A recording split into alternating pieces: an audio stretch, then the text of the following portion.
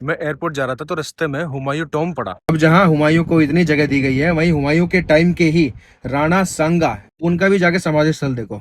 ये एकता के इतने बड़े प्रतीक और स्वतंत्रता के ऐसे दीवाने महाराणा संग्राम सिंह जी कि ये आखिरी भूमि है। आज ऐसी दुर्दशा है कि यहाँ आप खुद देख रहे हैं क्या पोजीशन है, इस पर झाड़ निकला हुआ है।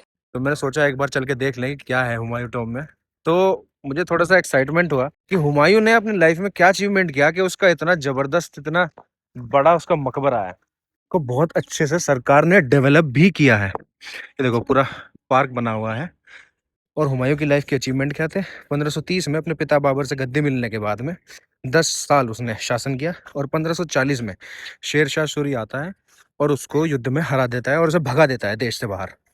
1555 में 15 साल बाद जब शेर शाह सूरी मरता है तो उसके मरने के बाद हुमायूं वापस आकर 1556 में दोबारा सत्ता हासिल कर लेता है।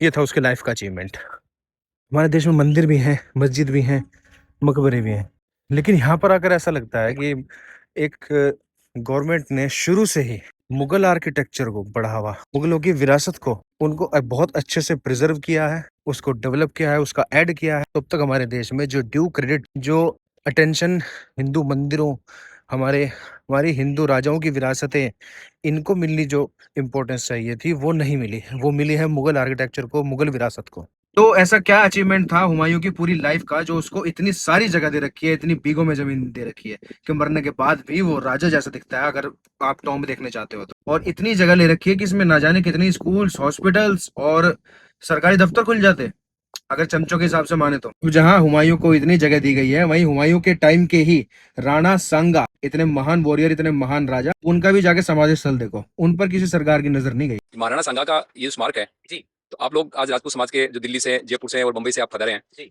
तो ये सिर्फ स्मारक के ऊपर आप एक श्रद्धांजलि अर्पित करने या नमन करने आए हैं या किसी और भी कोई मकसद आपका?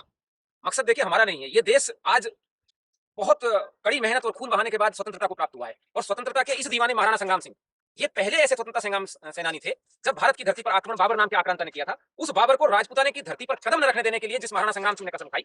और आज लोग यूनिटी और एकता की बात करते हैं। राष्ट्रीय एकता के इतने बड़े प्रतीक और स्वतंत्रता के ऐसे दीवाने महाराणा संग्राम सिंह जी कि ये आखिरी भूमि है। आज ऐसी दुर्दशा है कि यहाँ आप खुद देख रहे हैं इसकी क्या पोजीशन है, इस पर झाड़ निकला हुआ है।